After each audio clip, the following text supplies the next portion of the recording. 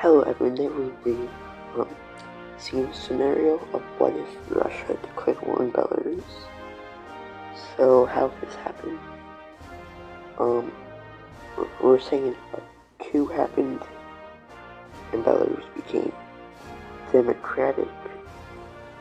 So, and Russia wants to keep them under their sphere of influence if this new leader is Western aligned. So let's see what happens. So first, Russia's going to bomb Belarus, and it's not going well for Belarus. Also, the Ukraine war is done. That doesn't exist. It never happened. So, with like 3 months upon, the Russians make a little offensive over here to take these 2 towns or cities. The yellow dots are towns or cities, and they also start to make a spearhead from these 2 points. And they also take this bit and they make a front line over here.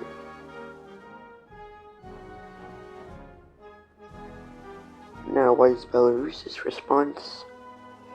Try and defend, since they know the Russians, they're stronger, so they're gonna have defensive lines on this river and this river. So basically anything that isn't on those rivers, yeah, sorry, you're gonna get invaded by the Russians. So the Belarusians start to do that, and the Russians they finish this encirclement. So yeah.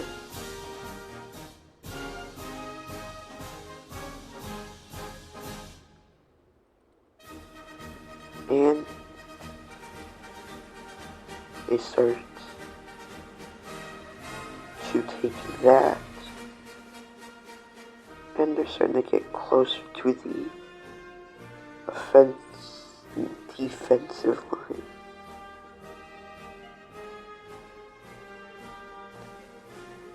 So, but basically all this land is basically being taken by the Russians.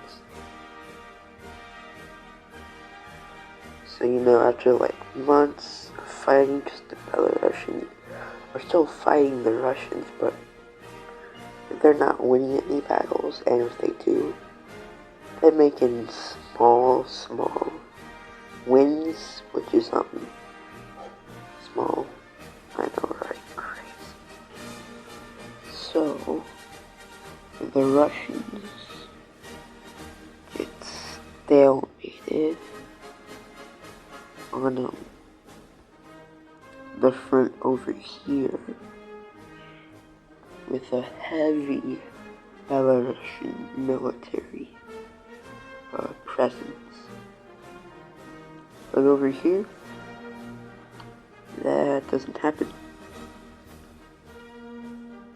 The Belarusians are still getting absolutely destroyed.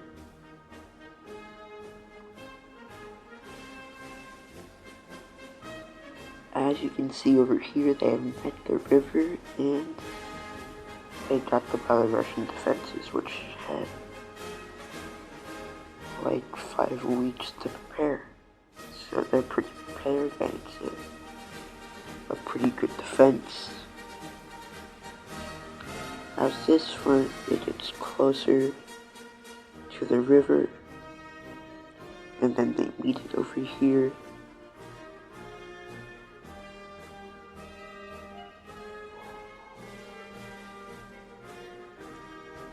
And the Russians start to come up with a plan of how to break their defense.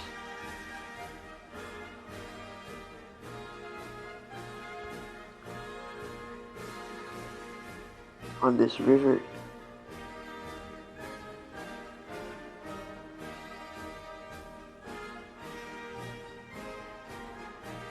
And they do come up with a plan, which is to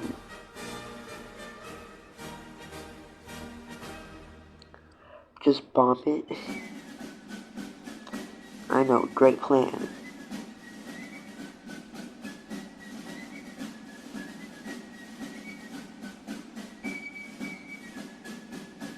So after they make it all the way down to this all around the river, they start a campaign, bombing campaigns around this river. Now over here, what's it like? The Russians take this, and they make a big front line.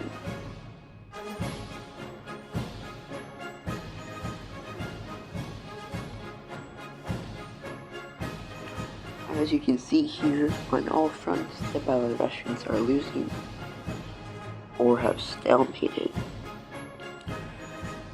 Also, their economy is going down. It's absolutely terrible. Their morale, terrible. The whole entire economic system of Belarus and military system, horrible. Corruption, very high. Mutinies, very high. Yeah, you can see who's probably gonna win the war. So Belarus asks help from the West, which they do get, since we're placing this in 2017. Okay, 2017. Because I said so people think. Now, after a couple weeks of bombing, they break through, but they don't take that town because it's also heavily defended. But they do take this with a breakthrough, and this front collapses, which it causes little collapses around the defense. Some hold strong while others don't.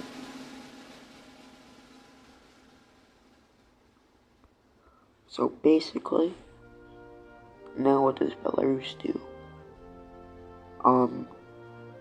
They start to tax the people. And people don't like that. So yeah, and they can't really get food either, so they're starving, which causes a mass famine in Belarus. Like over here. So, this is going horrible for Belarus. While Russia, nothing has really changed. So as they're getting heavy amount of supply from the NATO or Westerners, Russia doesn't like that. So what do? They bomb all around here, which discourages support to go to Belarus and stop Russia.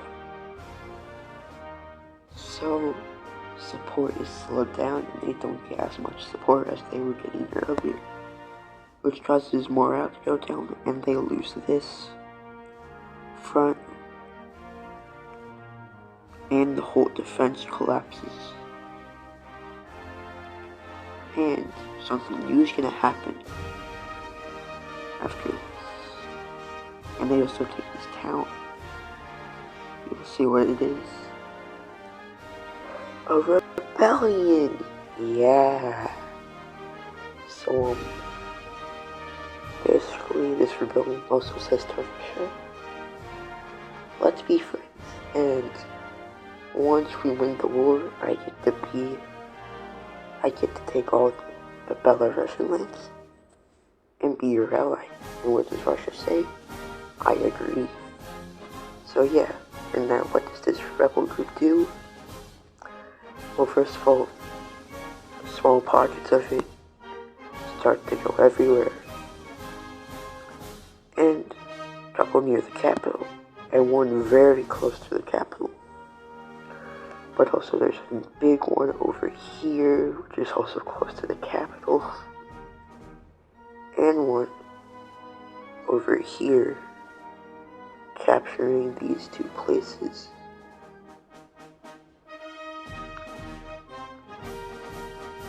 Which the Belarusian troops and Belarus as a whole is pretty scared.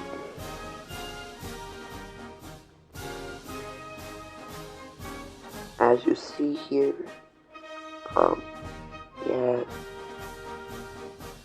Belarus is also close to surrendering, but they do push back the rebels. So here's the land that they take. This,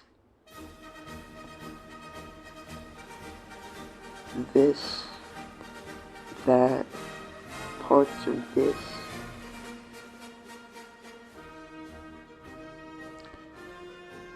a little bit of this, but the troops over there, the Russian troops, are kind of supporting this morality. So, and the Belarusian troops, they're kind of changing sides. And then a great unity happens in Belarus, which all fronts collapse. Yeah, you can see that.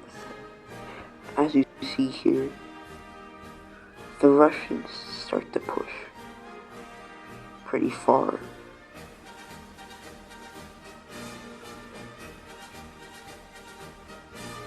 Now into this little bottom area, as they circle troops over here and take that town.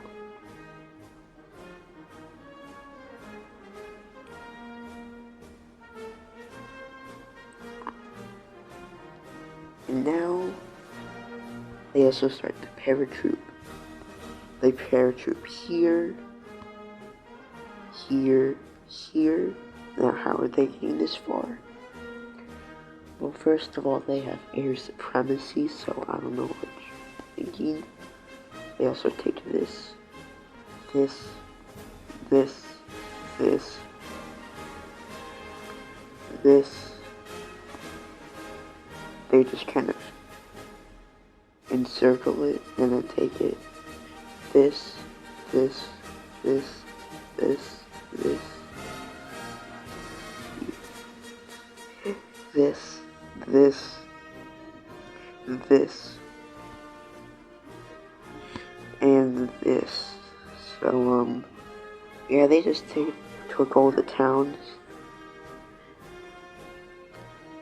And then the Belarusian troops and generals, they switched sides. And then Belarusian rebels and Russian troops take the city and capital, and the government falls and Belarus surrenders. So now you're gonna see the peace treaty. As you see here, the rebel group is now in control of Belarus, as with the deal with Russia. So yeah, and also the rebels just kind of defended. I don't know what you guys think when they're just gonna, what, they're gonna advance? No, that's not gonna happen. They're probably just guys with pitchforks. You know, they're not gonna do anything, and yeah, and then the paratroopers, you know, that probably wouldn't happen, but I don't care. So yeah, there's the video. See you guys later.